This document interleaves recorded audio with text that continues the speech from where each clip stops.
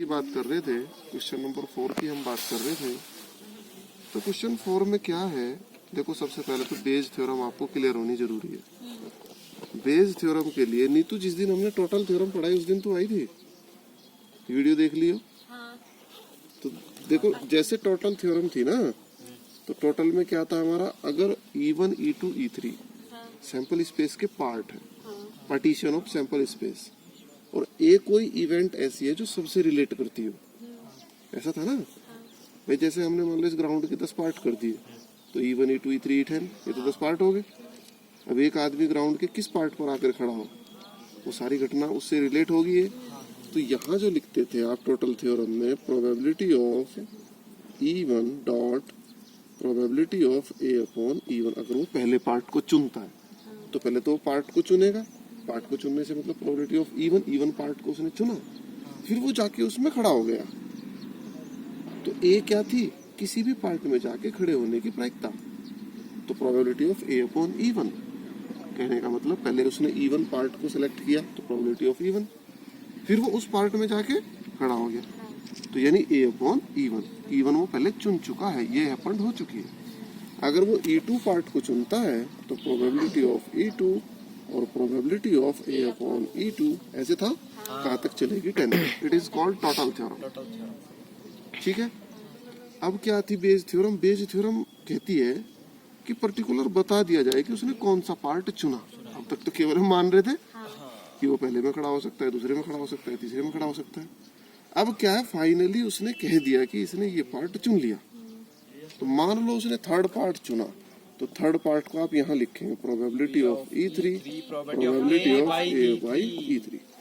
तो ये हो गया अनुकूल अवसर, फेवरेबल चांस। भाई जो पार्ट उसने चुन लिया it is called favourable chance.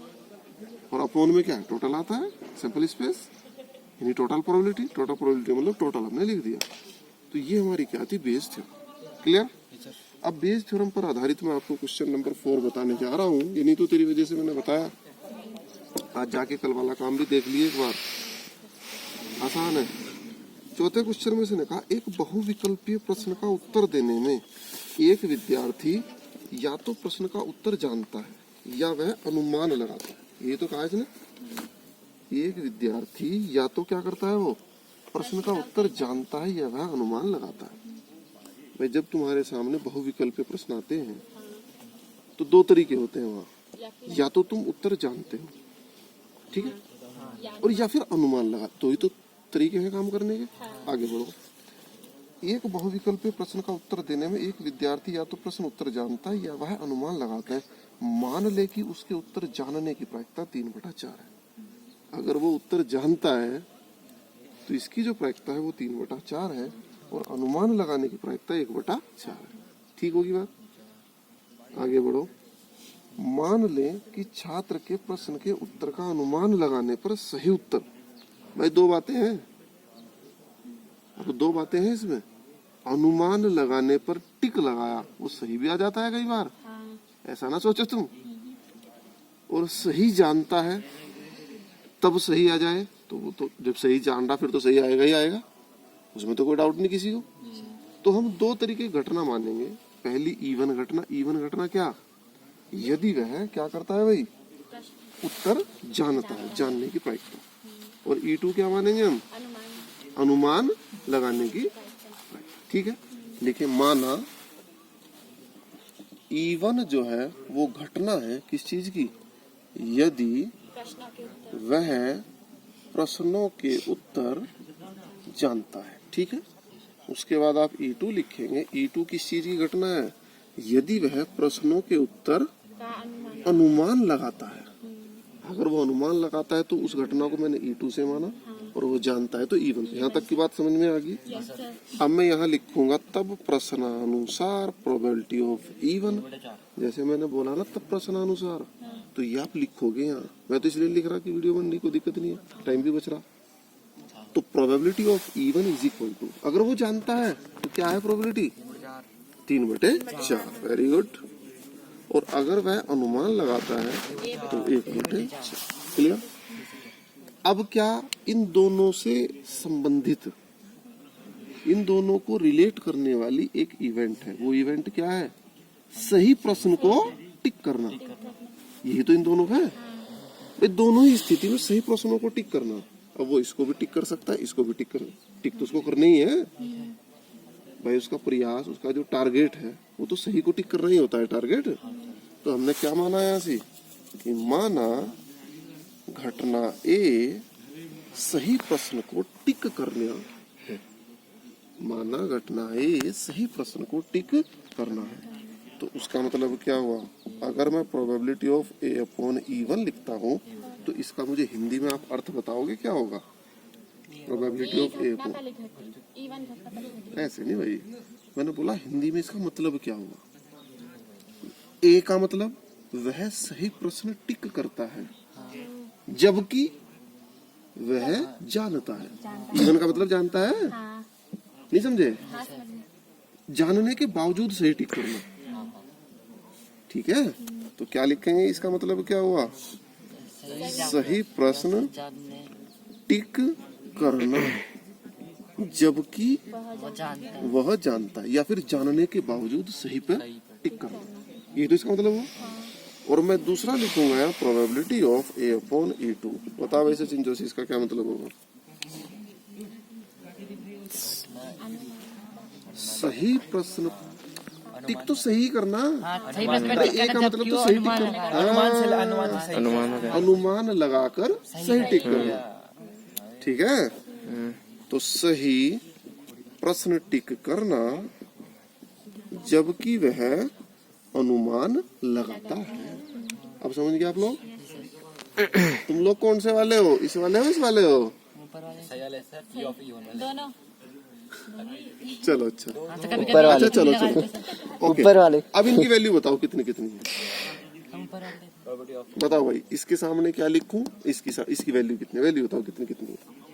पढ़ लो, इसमें पढ़ लो। 3/4 1/4 तो आगे पहले, बार बार ये आती रहेगी। पढ़ो। ये कहता है, देखो आगे पढ़ो। मान ले कि छात्र के प्रश्न का उत्तर अनुमान लगाने पर सही उत्तर देना, तो ये अनुमान लगाने पर सही उत्तर देना ये है। तो इसकी वैल्यू कितनी दी इसने? 1/4। अब इसकी कितनी दी? अनुमान लगाने के बाद तो दी ही नहीं इसने। अच्छा चलो एक बात बताओ, जब तुम्हें पता है और तुम जानते हो और फिर तुमने उसको सही टिक करा, तो इसकी प्रोबेबिलिटी कितनी होगी? ये कैसी घटना होगी? ये कौन सी घटना होगी? बोलो। मैं जानता हूं और फिर भी मैंने सही टिक किया, तो ये कौन सी घटना होगी? निश्चित घटना। और निश्चित घटना प्रोबेबिलिटी कितनी होती है? एक। आ गया समझ? नहीं आया? अब हम लिखेंगे ऐसी, अतः अभीष्ट प्रायिकता बेज प्रमेय से। तो बेज प्रमेय से अभीष्ट प्रायिकता के लिए पहले टोटल लिख दें जरा नीचे। पहले तो ये तो आना ही आना है निश्चित। तो इसको आप लिखेंगे probability of E1 A by E1 plus probability of E2 A by E2। अब ऊपर कौन सी आएगी? पढ़ो पढ़ो पढ़ो पढ़ो। कौन सी की पूछ रहा फाइनली? लास्ट में क्या होगा? यदि ये हो गया उसने सही उत्तर दिया, बोलो कौन सी आएगी? कि जबकि वो सही उत्तर, जबकि उसने सही उत्तर दिया है। जानता है, तो जानता है का मतलब E2 नहीं, हाँ सॉरी ओके ओके। तो इसका मतलब ये वाला आप ऊपर लिख दो। तो प्रोबेबिलिटी ऑफ E1 और probability of A upon E2, ठीक? और इसका रेसिप्रोकल इधर आ जाता था, याद है? तो इधर आप लिख देंगे probability of E1 upon A। कर दोगे अब इस क्वेश्चन को? या कोई दिक्कत परेशानी है? अरे नो प्रॉब्लम। अब नो देखो, इस प्रॉब्लम। प्रश्नावली में आगे 6-7 प्रश्न और हैं, ठीक? तो मैं आपको जो प्रश्न बताने जा रहा हूँ, मोस्ट इम्पोर्टेंट क्वेश्चन नंबर 5, न जाने पेपर में कितनी बार आ चुका। क्वेश्चन नंबर 5 और एक उदाहरण है HIV पॉजिटिव वाला, HIV 18, हाँ उदाहरण 18 और प्रश्न 5 एक जैसे हैं भाई, ठीक है? तो प्रश्न 5 को मैं कराता हूँ। उदाहरण मैंने तुम्हें कल दिया था, किसी का रह रहा हो आज उसको कर लेना जरूर। और फिर एक्सरसाइज के 3-4 क्वेश्चन हो रहे हैं आगे, मुझे उम्मीद है तुम इन्हें कर लोगे। कल प्रॉब्लम पूछ लेना जो भी है, तो करा दूं अब मैं। कौन सा? क्वेश्चन नंबर 5वां लिखो भाई। 5वां क्वेश्चन। 5वां क्वेश्चन करने से पहले वर्तमान समय पे थोड़ा दृष्टि डालें। हाँ भाई, 5वां क्वेश्चन करने से पहले वर्तमान समय पे थोड़ा दृष्टि डालते हैं। आज की तारीख में क्या चल रहा है? कोविड। ठीक है, कोरोना। मान लो हमारे देश की जनसंख्या 135 करोड़ है, ठीक? हाँ। मान ली, ज्यादा भी हो सकते, कम भी हो सकते, इतनी बड़ी संख्या नहीं भी पता लगता। जनसंख्या नहीं करी। अब 135 करोड़ में सबको तो कोरोना नहीं है और सारे स्वस्थ भी नहीं है, ये भी तय है। हमने माना 135 में से 134 करोड़ स्वस्थ हैं और 1 करोड़ कैसे हैं? कोरोना पॉजिटिव, ठीक है? और ये कैसे है? नेगेटिव। ठीक होगी बात यहाँ तक? ये बात सबकी समझ में आ गई? सैंपलिंग चली रही है आज की तारीख में। कल यहाँ भी टीम आती आती रहेगी, तुम्हारा भी सैंपल होता कल, कब? हमारा भी होता। हाँ, कल। कल टीम आती आती रास्ते में से वापस जाना पड़ेगा टीम को। तो सैंपलिंग चली रही देश में, ठीक है? अब जब सैंपलिंग चलेगी तो प्रयास तो ये रहता है कि मशीन एक्यूरेट बताए, फिर भी गलती होने के चांस भी है। क्या है गलती? 1000 में 1 को वो गलत दिखा सकती है। ये तो मानो की बात तुम सभी लोग। भाई मान लो 1000 लोगों का टेस्ट हुआ, जो सही थे उनको वो सही दिखा रही, गलत को वो गलत दिखा रही, पॉजिटिव को पॉजिटिव, नेगेटिव नहीं। लेकिन 1000 में 1 को वो गलत भी दिखा देती है, यानी जिसको नहीं है उसको भी कोरोना दिखा देती है। ये है जिसको उसको नहीं दिखाएगी, यही तो मतलब हुआ। हाँ। इस चीज को तो वैसे कोई नहीं गौर करता। गौर किस चीज को करता है? कि जिसको नहीं है उसको पॉजिटिव दिखा दिया। इसी की तो प्रॉब्लम है। भाई जिसको है उसको नहीं दिखाया, वो तो सोच रहा मजे आ गए मेरे, वो तो कूदता फिर रहा सारे में, कोई दिक्कत नहीं। ठीक है ना? तो प्रॉब्लम कहाँ है? आपको फोकस किस चीज पे करना है? फोकस इस चीज पे करना है कि जिसको है होने के बावजूद मशीन ने नहीं दिखाया। अब बात समझ में आ रही होगी कुछ कुछ तुम्हारे। अब प्रश्न पढ़ते हैं हम, प्रश्न क्या कहता है। ये बात तो क्लियर हुई ना? अब प्रश्न तुम्हारी समझ में आएगा कि प्रश्न कहता क्या है। प्रश्न कहता है किसी विशेष रोग कोरोना ही मान लो, फिलहाल तो चल ही रहा है। किसी विशेष रोग के सही निदान के लिए रक्त की जांच 99% असरदार है। 99% असरदार का क्या मतलब हुआ? कि हमारी जो मशीन्स हैं, हमारी जो लेबोरेटरीज हैं, वो 99% असरदार है, 99% वो इफेक्टेबल है। यानी 100 में से 99 वो सही दिखाएंगे, ऐसी हमें उम्मीद है। और एक को तो इसने पहले गलत मान लिया, दिखाएगा नहीं कह रहा भाई असरदार कितनी है? 99%। 1% गलत होने की संभावना है। आगे बढ़ो। जब वास्तव में रोगी उस रोग से ग्रस्त है, यानी जो रियल में पॉजिटिव है, ठीक है, किंतु ये 99% असरदार कब है? जब वो रियल में पॉजिटिव है। जो जिन्हें रियल में कोरोना, उन्हीं की जांच पे तो हम ये चीज देख पा रहे हैं, जो सही हो तो सही है ही। तो ये कहता है किंतु 0.5% बार किसी स्वस्थ व्यक्ति की रक्त जांच करने पर निदान गलत रिपोर्ट देता है। कई बार क्या होता है, जो स्वस्थ लोग हैं उनमें क्या है? 0.5%, यानी बहुत कम चांस है, वो क्या दे देता है? गलत रिपोर्ट। ठीक है, बात आ रही समझ में? आगे बढ़ो। यानी व्यक्ति को रोग से ग्रस्त बतलाता है, यानी सही को भी रोगी बतला दिया उसने। ठीक है, तो ये चांस कितना है? 0.5%। और जब गलत वाला चल रहा, जिनको कोरोना हो रखा, उनमें क्या है? जांच का जो रेशो है 99% और 1%। ठीक होगी बात? आगे बढ़ो। यदि किसी जन समुदाय निदान गलत रिपोर्ट देता है, यानी व्यक्ति को रोग से ग्रस्त बतलाता है, ये तो पढ़ लिया हमने। यदि किसी जन समुदाय में 0.1% लोग उस रोग से ग्रस्त हैं, यानी वास्तव में कितने लोग ग्रस्त हैं? 0.1%। तो क्या प्रायिकता है कि कोई यदृच्छा चुना गया व्यक्ति उस रोग से ग्रस्त होगा यदि उसके रक्त की जांच में यह बताया जाता है कि उसे यह रोग वास्तव में है। ठीक है, अब देखो कई सारी बातें इसमें घुमा दी, इसमें थोड़ा सा दिमाग पे जोर दो। सबसे पहले हम क्या देखेंगे? पॉपुलेशन। हमारी पॉपुलेशन में रियल में है कितने, नहीं देखेंगे भाई। तो इसने क्या कहा रियल बात में? इसमें वास्तव में जन समुदाय में कितने लोग वास्तव में पॉजिटिव हैं? 0.1%। ये तो पढ़ा क्वेश्चन को बीच में से पढ़ो आप। यदि किसी जन समुदाय में 0.1%, वास्तव में जन समुदाय में 0.1% कैसे है भाई? रोग से रोगग्रस्त है, सही करे, ऐसे लिख दो आप, रोगग्रस्त है। ठीक होगी बात? तो 0.1% लोग ग्रस्त हैं, तो इनमें से जितने बचे वो तो स्वस्थ होंगे सारे, नहीं होंगे? तो इस परसेंट को मैं ऐसे भी लिख सकता हूं, अतः वास्तव में ग्रस्त होता है, ग्रस्त है, ग्रस्त। तो अतः वास्तव में ग्रस्त लोगों की प्रायिकता, यानी जन समुदाय में जितने लोग ग्रस्त हैं उनकी जो प्रायिकता है वो मैंने कैसे लिखी थी? Probability of even. यानी ग्रस्त लोगों को मैंने इवन से मान लिया। अभी लिखूंगा मैं, तो कितने हैं? 0.1 और अपॉन में क्या आएगा? 100 में से 0.1 ग्रस्त है। प्रोबेबिलिटी का मतलब क्या होता है?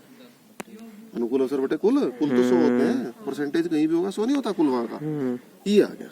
इसका मतलब क्या हुआ यार? अर्थात इवन जो है वो क्या घटना मानी मैंने? घटना किस चीज की घटना है? वास्तव में ग्रसित लोग। ठीक है, इवन जो घटना है वास्तव में ग्रसित लोग। ठीक है, अब हमने क्या माना यहाँ से? E2 स्वस्थ लोगों की घटना है। E2 जो है वो किसकी है? स्वस्थ लोगों की घटना को प्रदर्शित करती है। तो मुझे एक बात बताओ, तब probability of E1 plus probability of E2 1 नहीं होगा? अरे सैंपल स्पेस टोटल हो गया, सैंपल स्पेस के दो पार्ट हो गए, E1 जिन्हें कोरोना है, E2 जो स्वस्थ है। दो ही तो कैटेगरी है फिलहाल देश में। तो दोनों की प्रोबेबिलिटी का टोटल कितना होता है? 1 नहीं होता भाई? तो यहाँ से इसका मान रखो आप। इसका मान कितना आ गया भाई? 2 अंक इधर को खिसका दें दशमलव, 0.001। तो 0.001 प्लस प्रोबेबिलिटी ऑफ E2 बराबर 1। तो यहाँ से प्रोबेबिलिटी ऑफ E2 कितनी आ गई भाई? 0.99। ठीक होगी क्या बात? यहाँ तक कोई समस्या नहीं भाई। जो रैपिड टेस्ट हो रहे हैं तो हमारे पास 2 कैटेगरी के लोग हैं, एक रियल में जिन्हें है कोरोना, एक रियल में जिन्हें नहीं। तो जब रैपिड टेस्ट होगा पहले तो समुदाय छांटा जाएगा कि कोरोना वाले को छांटा जाए या बिना कोरोना वाले को छांटा जाए जिनका टेस्ट हो। नहीं होता ऐसे? लक्षण वालों के टेस्ट हो रहे हैं आज बिना लक्षण वालों, इसका ही तो मतलब हुआ। तो जिनको लक्षण है उनको हमने कहाँ से माना? E1 से, और जिनको लक्षण नहीं है, स्वस्थ है, उनको हमने कहाँ से माना? E2 से। ठीक हो? अब उद्देश्य क्या है? पॉजिटिव की पहचान करना, चाहे वो लक्षण है चाहे वो नहीं लक्षण है। ये तो मतलब हुआ। अब एक घटना मानेंगे हम, क्या मानेंगे? तथा घटना ए, क्या है घटना ए? वास्तव में रोग से ग्रसित लोगों की पहचान जांच द्वारा करना। ठीक है, जांच द्वारा। अब तक तो केवल पॉपुलेशन को हम कह ही रहे थे, इतने हैं इतने नहीं। अब उस चीज की पुष्टि कैसे कर रहे हैं? जांच द्वारा। तो घटना ए वास्तव में रोग से ग्रसित लोगों की पहचान जांच द्वारा करना। समझ गए आप लोग? तब probability of A upon E1 का मतलब मुझे बताओ। बोलो बोलो, इसका मतलब बताओ। ए क्या थी? ग्रसित लोगों की पहचान करना। और E1 क्या है? जो ग्रसित है। मतलब कि जो ग्रसित, जो वास्तव में ग्रसित है, और जो और पुष्टि कर देना। देखो A अपॉन E1 का क्या मतलब है? जांच द्वारा रोग ग्रसित को ग्रसित आ जाना या पुष्टि कर देना। ग्रसित की पुष्टि कर देना। कर देना, ये तो मतलब हुआ। नहीं समझे? अरे जो कोरोना है जिसे, और जांच में उसको कोरोना ही आ जाना, ये तो मतलब हुआ। तो इसकी प्रोबेबिलिटी बताओगे कितनी होगी? बताओ बताओ, पढ़ो किताब में। जिनको वास्तव में कोरोना है और जांच में भी कोरोना ही आ जाना, बोलो। तो मेरी किताब कहाँ खुल गई भाई? बोलो। किसी विशेष रोग के सही निदान के लिए रक्त की जांच 99% असरदार है। ये 99% किस पे असरदार थी? जो ग्रसित थे। तो इसका मतलब क्या हुआ? 99 बटा, नहीं समझे? अरे 99 लोग ही तो थे ग्रसित, और मशीन द्वारा उनकी पुष्टि करना। 99% कोई तो ग्रसित को ग्रसित बता रही मशीन, 1% तो वो भी गलत बता रही। समझ गए? अब आप लिखेंगे यहाँ से probability of A upon E2। बोलो भाई, ये क्या था? इसका हिंदी में मुझे मतलब समझाओ, कोई भी, एनीवन। जो स्वस्थ है और मशीनें गलत होती हाँ, इसमें क्या था? जांच द्वारा ग्रसित को ग्रसित की पुष्टि कर देगा। इसमें जांच द्वारा स्वस्थ को रोगग्रस्त बता देना। हाँ। ये तो मतलब हुआ। तो इसमें क्या हुआ? जांच द्वारा स्वस्थ को रोगग्रस्त बताना की पुष्टि करना या बताना। हाँ। रोगग्रस्त बताना, ये तो मतलब हुआ। बताओ भाई, ऐसे कितने लोग हैं? 1%। क्यों? यहाँ पढ़ किताब में, किंतु 0.5% बार क्या होता है? किसी स्वस्थ व्यक्ति की रक्त जांच करने पर उसे कोरोना बताया जा रहा है। तो इसका यहाँ क्या आएगा? 0.5% बटे 100, तो 0.005। और ये कितना आएगा? 0.9। समझ गए होंगे मुझे लग रहा। हाँ। या कोई दिक्कत परेशानी नहीं आता? समझ में फिट बैठ गया बिल्कुल। अब क्या कहा इसने? तब अभिष्ट प्रायिकता काहे के द्वारा? बेज थ्योरम दो। तो बेज थ्योरम के लिए अपोन में कितना आएगा? Probability of E1 probability of A by E1 plus probability of E2 into probability of A by E2। ऊपर बताओ कौन सा आएगा? पढ़ो, बताओ भाई, ऊपर कौन सा आएगा? वो ज्यादा हिला क्या? बताओ। क्योंकि रोज से ग्रसित E1 वाला आएगा ना। E2 तो स्वस्थ वाले थे भाई, E2 तो स्वस्थ वाले थे, तो E1 वाला आएगा। यानी probability of E1 probability of A upon E1, और इधर E1 अपॉन A। भाई समझ में आ गया होगा। हाँ। या कोई दिक्कत परेशानी? कैलकुलेशन तुम कर ही लोगे। अब आप कहो तो कैलकुलेशन करो बैठ के ही, और तुम कहो तो मैं क्वेश्चन और समझा दूं यहीं तक ऐसे ही, फिर कैलकुलेशन आराम से करना कर बैठ के। कितने मिनट बोली भाई? 23 23। 2 मिनट। तो चलो एक क्वेश्चन और बता रहा हूँ। ठीक है सर। लिखो 8वां क्वेश्चन। 7वां भी ऐसा ही है, कोई ऐसी दिक्कत नहीं चाहते हो? सुमित कितना बचा अभी? ठीक है। 2 मिनट। 1 25 पे लगती, 30 पे लगती। अरे चुप रहो रे। 7 और बचे। लिखो 8। पागल हो रहा है क्या 20 पे? तेज क्यों हुए? लिखो 8वां क्वेश्चन। ठीक है। 6वां 7वां आप लोग प्रयास करेंगे। आसान है, कोई सी घबराने वाली बात नहीं है इनमें। तो थोड़ा सा ना शांत मन से इनको थोड़ा E1 E2 छांटने का प्रयास करना। ठीक है। जैसे इसमें छांटा ना तुमने, थोड़ा सा एकाग्रचित होके। कौन सा कर रहे थे भाई हम? 8वां। चलो, एक कारखाने में AB 2 मशीनें लगी हैं। पूर्व विवरण से पता चला कि कुल उत्पादन का 60% मशीन A और 40% B द्वारा तैयार किया जाता है। भाई एक कारखाने में सपोज करो 100 नट बोल्ट बन रहे हैं। ठीक है। तो पूर्व प्रेक्षणों से पता चला कि मशीन A जो है वो 60 का निर्माण कर रही और B जो है 40 का। तक तो बात समझ में आ गई होगी। आगे बढ़ो। इसके अतिरिक्त मशीन A का 2% और B का 1% उत्पादन खराब है। यानी अगर मशीन A 100 बोल्ट बनाती है तो 100 में से 2 खराब बनाती है। ठीक है। जबकि मशीन B क्या है?